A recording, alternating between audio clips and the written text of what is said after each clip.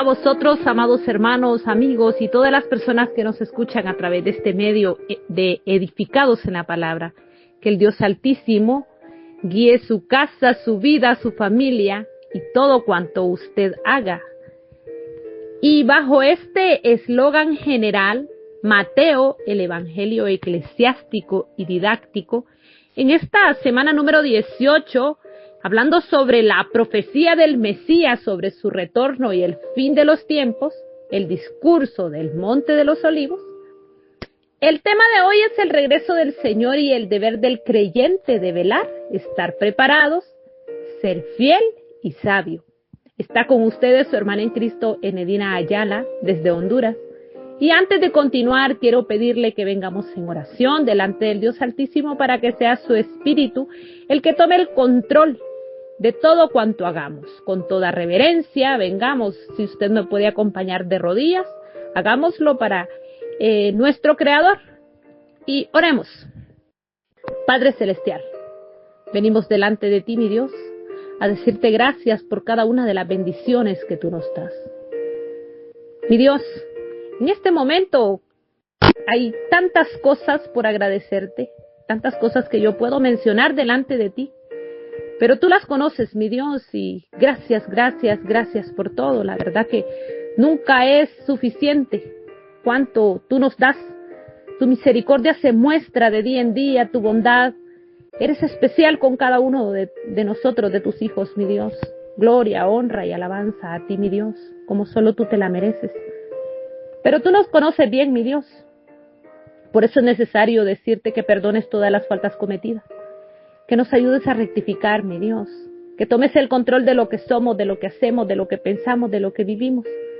Muchas veces olvidamos que somos hijos tuyos y que debemos mostrar a ese Hijo amado tuyo, porque somos parte de ese cuerpo espiritual.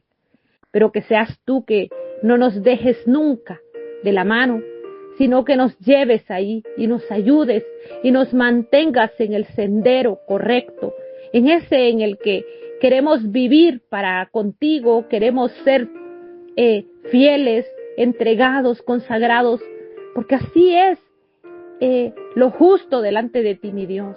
Por eso, toma el control de la vida y de todo cuanto hagamos de cada uno de tus hijos, mi Dios. Y ayúdanos a mostrarnos ante los demás, a mostrar a tu Hijo también. Toma el control de todo en el nombre de tu Hijo amado, Cristo Jesús. Amén y amén. El texto base para esta reflexión está tomado en Mateo capítulo 24, versículo 42 al 51, el cual dice lo siguiente: Velad pues, porque no sabéis a qué hora ha de venir vuestro Señor. Pero sabed esto, que si el padre de familia supiese a qué hora el ladrón habría de venir, velaría, y no dejaría minar su casa. Por tanto también vosotros estad preparados, porque el Hijo del Hombre vendrá a la hora que no pensáis. ¿Quién es, pues, el siervo fiel y prudente al cual puso su Señor sobre su casa para que les dé el alimento a tiempo? Bienaventurado aquel siervo al cual cuando su Señor venga, le halle haciendo así. De cierto os digo que sobre todos los bienes le pondrá. Pero si aquel siervo malo dijera en su corazón: mi Señor tarda en venir, y comenzaré a golpear a sus consiervos, y aún a comer y a beber con los borrachos, vendrá el Señor de aquel siervo en día que éste no espera, y a la hora que no sabe, y lo castigará duramente, y pondrá su parte con los hipócritas. Ahí será el lloro y el crujir de dientes. Este es un mensaje que realmente nos hace un llamado de atención muy fuerte. Una necesidad vital para todo creyente, porque necesitamos mantenernos activos de forma permanente y para ello necesitamos, en la mayoría de las veces, que se nos enseñe así, de forma fuerte, de forma oportuna. Por eso Jesús es claro, es preciso y nos muestra los acontecimientos que se darán antes de su venida, pero nos hace el llamado de atención de que velemos. Y nos pone aquí la parábola del propietario de una casa, cómo la cuida, también de un siervo fiel y sabio. Y luego nos habla también de un siervo malo. Vamos a tratar de desglosar este mensaje así en esas partes, para que podamos encontrar la motivación que nos hace falta, porque creo que siempre necesitamos motivación, sin importar la condición de cada uno. Eso nos ayuda a mantenernos alertas espiritualmente, preparados. Nos ayuda a querer ser cada vez más fieles en nuestro caminar con Cristo. Que cada cosa que nos da a través de su palabra es de urgencia vital.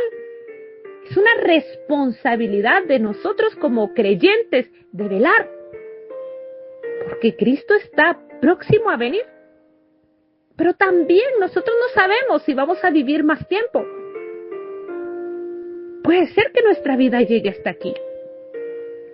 Y Jesús sabe que nosotros necesitamos esas alertas. Por eso en ese mensaje, estando Él con sus discípulos en el Monte de los Olivos, les habla de todos estos eventos trascendentales. Su regreso y el fin de los tiempos. No fueron palabras vagas.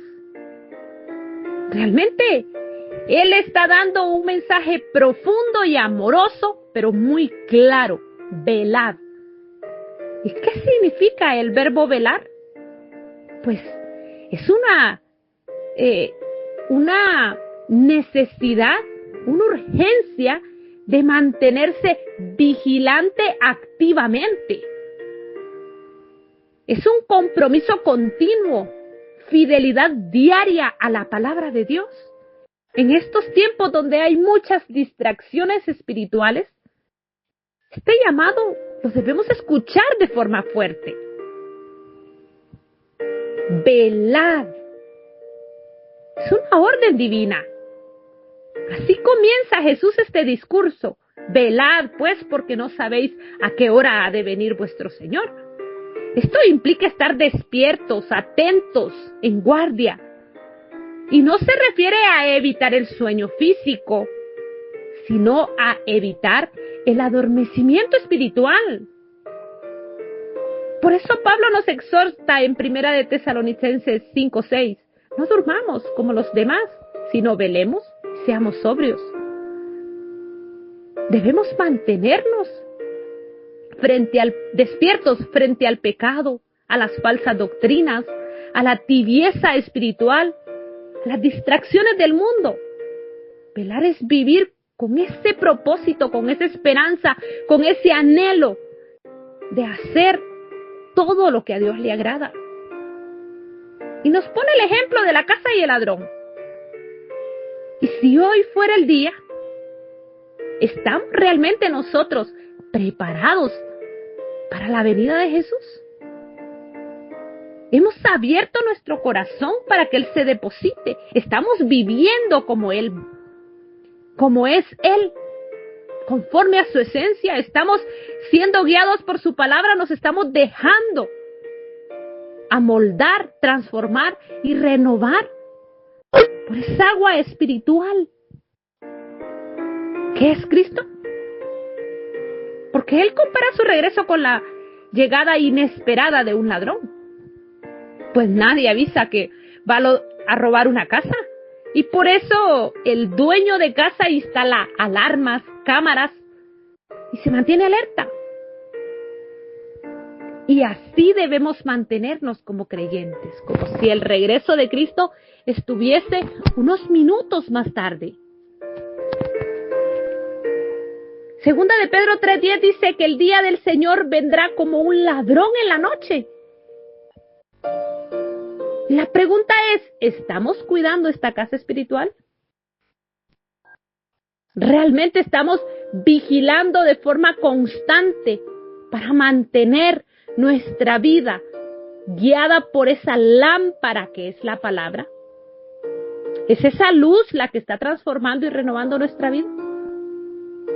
Porque hay una parábola en Mateo 25, versículo del 1 al 13, que nos hace un llamado de atención, y es sobre las 10 vírgenes. Las 10 eran vírgenes, las 10 puras, las 10 conocían el mensaje, las 10 estaban esperando el mensaje, al esposo, perdón.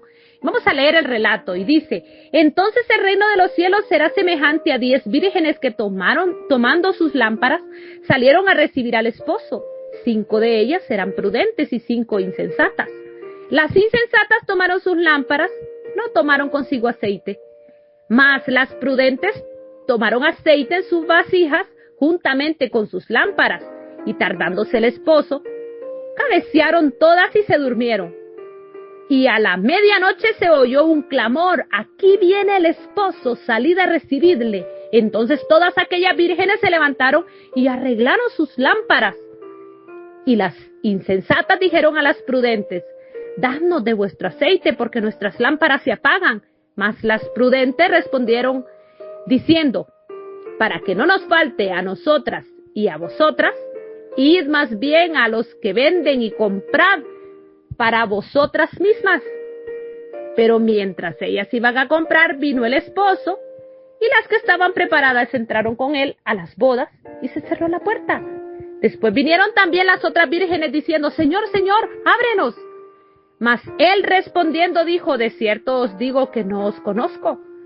Velad pues, porque no sabéis el día ni la hora en que el Hijo del Hombre ha de venir. Esto es importante, que nos mantengamos atentos, alertas. Ese aceite que hacía falta en estas vírgenes imprudentes, virgen o mujer, bíblicamente representa a una iglesia, a una congregación. ¿Y será que nosotros nos estamos manteniendo atentos, alertas, para poder ser guiados por esa lámpara, por ese aceite, por el Espíritu de Dios? ¿O nos volvemos resistentes? ¿O cuando necesitamos realmente dejarnos guiar, surge el humano, surge la actitud de soberbia, de altanería, de cualquier condición que se aleja a Cristo? Por eso en la segunda parte de la lectura base nos describe Jesús a un creyente ideal, fiel y sabio, el siervo que está atento a hacer todo lo que Jesús dice. Y dice que ¿quién es pues el siervo fiel y prudente al cual puso su Señor sobre su casa? ¿Será que nosotros no nos estamos sintiendo como siervos del Señor? ¿Y qué implica ser fiel? Pues ser fiel es ser constante, confiable, obediente. ¿Y qué significa ser sabio? Pues es prudente, que actúa con discernimiento bíblico. Pues ese siervo no solo está preparado, sino que también cumple con su deber diariamente. No en el último momento, cuando el Señor ya avisa que está llegando. Porque eso les pasó a esas vírgenes. Estaban preparándose con una ración extra de aceite hasta que el esposo venía en camino. La fidelidad debe mostrarse no con palabras, sino con hechos, de forma constante, de forma diaria, en servicio, en oración, en integridad, en amor. Lucas 12:43 dice: bienaventurado aquel siervo al cual, cuando su Señor venga, le halle haciendo así, como actuando, como debe ser un hijo de Dios. Porque el siervo infiel, a este se le hace una advertencia en la que no debemos caer. Ese relato del texto base culmina con un llamado de atención muy serio. Un siervo que pensó que el Señor tardaría un poquito más y vivió como quiso. No le importó cada una de las palabras que dijo su Señor. Y si aquel siervo malo dijera en su corazón: mi Señor tarda en venir, dice, ¿qué pasaría con nosotros si estamos pensando que Cristo no va a llegar en este momento. Pues hay un relajante espiritual peligrosísimo y se vuelve maltratador de otros. Busca placeres personales también. Estar tranquilo. Es que no, yo no puedo hacer esto, no puedo hacer aquello, porque los demás tampoco. Y entonces empieza a buscar excusas ante todas las tareas que el Señor le está poniendo, porque es su siervo, es su sirviente. Y todo empieza con un pensamiento de descuido, de tranquilizarse espiritualmente. Y por eso Romanos 13:11 dice que ya es hora de que despertemos del sueño, de despertarnos de ese sueño espiritual. Postergar en cuestión de obediencias a la palabra de Dios es un riesgo latente. Es prácticamente un suicidio espiritual. Vivir con doble vida. Una vida aparentemente espiritual y otra haciendo solo lo que a nosotros nos agrada. Eso tiene consecuencias eternas. Muerte eterna. Jesús habla que no solo se pierden recompensas aquí en esta tierra, sino de un castigo. Por eso debemos velar constantemente. Jesús no quiere que adivinemos el día de su venida, sino que vivamos como si todos los días fuera su venida, como si Él está ya por llegar. Apocalipsis 3:3 dice: acuérdate pues de lo que has recibido y oído, guárdalo y arrepiéntete, pues si no velas, vendré sobre ti como ladrón. Es necesario estar atento siempre a la palabra de Dios, disfrutar todo lo que Dios quiere que disfrutemos. Cada cosa, cada vez que hacemos el bien, cada vez que agradamos a Dios, Él también nos da la satisfacción de sentir lo bonito que hemos hecho. Ese es un sentimiento que no tiene precio, que muchos buscan en otros lugares y jamás lo podrán tener, porque solo Cristo puede dar esa satisfacción. Ese corazón vacío solo se puede llenar con Cristo. Si tenemos a Cristo, debemos estar velando. No podemos estar dormidos espiritualmente. Debemos estar siendo fieles a su palabra, porque Dios nos ha confiado una labor. Él cree que nosotros somos capaces de hacerla. Él nos ha visto como siervos suyos, y eso ya es un privilegio grande. Por eso debemos pedirle a nuestro Creador que sea Él el que despierte nuestro corazón en ánimo, en actitud, en deseo, en anhelo de hacer las cosas. Que nos ayude a velar con sabiduría, con fidelidad, y a vivir cada día preparados para ese encuentro glorioso con Jesús. Porque allá afuera, dice, será el crujir y el rechinar de dientes. Allá afuera será difícil. Si usted todavía no ha entregado su vida a Cristo, ¿por qué no hacer? Y si estamos diciendo que somos creyentes, ¿por qué no vivir como Cristo? Pues Jesús sabe perfectamente cuáles son nuestras debilidades. Él quiere que nosotros las reconozcamos y se las entreguemos a Él. Y Él las va a transformar, las va a renovar y nos va a hacer diferentes. Pero necesitamos reconocer dónde está. Ese aceite, a lo mejor hay un poquito de aceite, pero no es suficiente. Necesitamos que eso crezca, que se reproduzca. Mi amado hermano, mi amado amigo, este es un mensaje latente, necesario. Y yo siempre digo, de vida o muerte. Corramos en este sendero espiritual hacia crecimiento, hacia edificación con Cristo, porque fuera de Cristo y alejados de Él, no tenemos nada bueno. Que sea Él el que nos guíe, que nos renueve, que nos transforme y que esté con cada uno de nosotros y que sea Él el que multiplique y nos llene de bienaventuranzas a través de su palabra. Gracias por el tiempo de escuchar este mensaje y paz a vosotros. Estuvo con ustedes su hermana en Cristo, Enedina Ayala, desde Honduras. Paz a vosotros.